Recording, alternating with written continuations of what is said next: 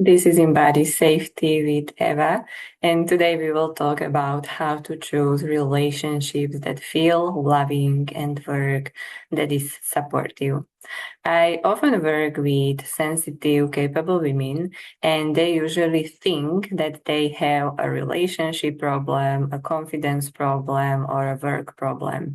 But when we allow their system and their whole body to slow down enough to notice how they are relating to these areas, they realize that they actually have a nervous system that learned that being careful and staying a little bit hidden in their relationships and work is safer than being fully themselves. And this tends to happen, especially if you grew up around criticism or emotional instability, or people who didn't have the capacity to truly see you, to truly meet you as you are, and then to support you in the way that your system and your body needed to be supported at that time.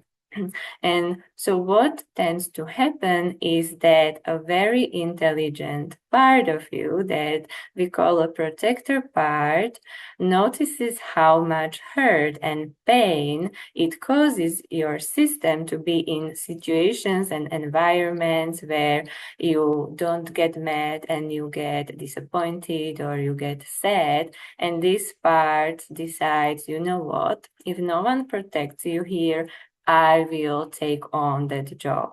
And we will make sure that you never have to experience this pain again. And we will do that by keeping you one step ahead of everyone. And you will also stay in control of your environment.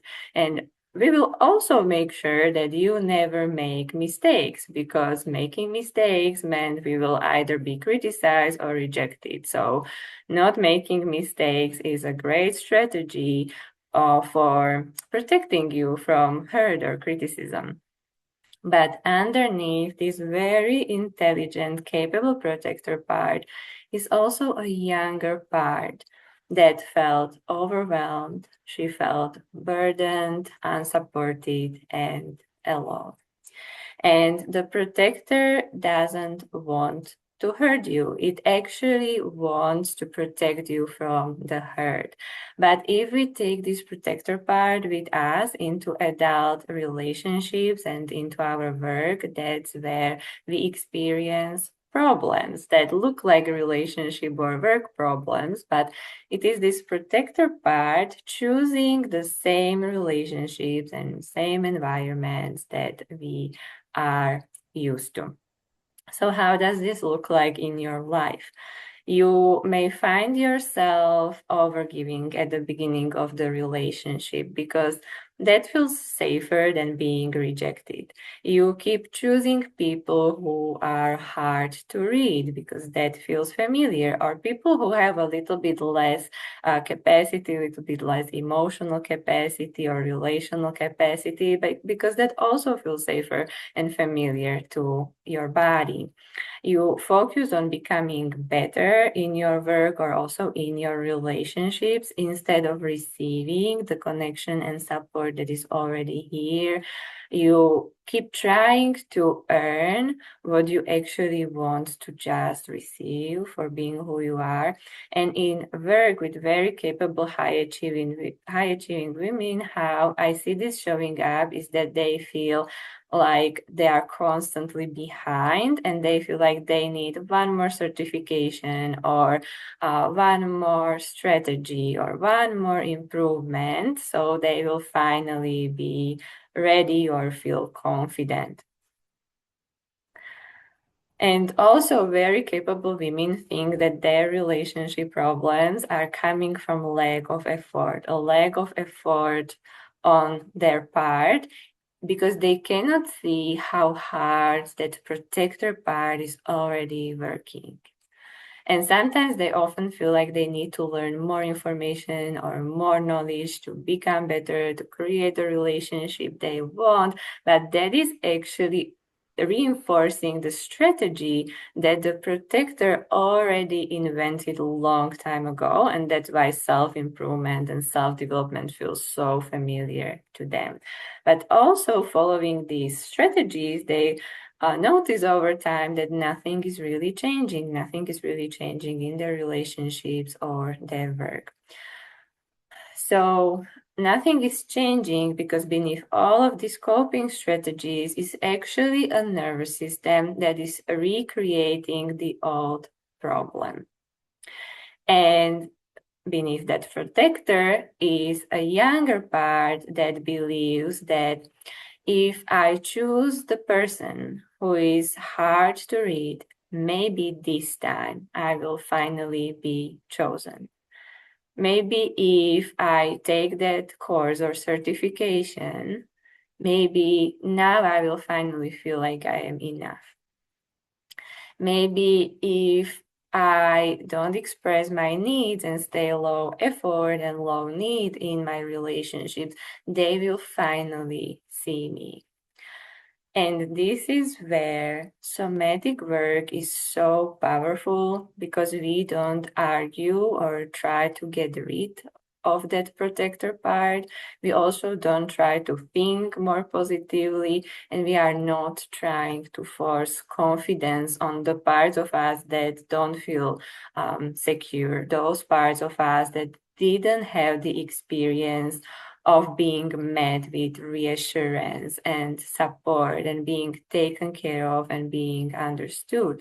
So what we do instead is that we learn to create a different relationship with these parts, and we let them notice where they were taking on too much responsibility that was never truly theirs.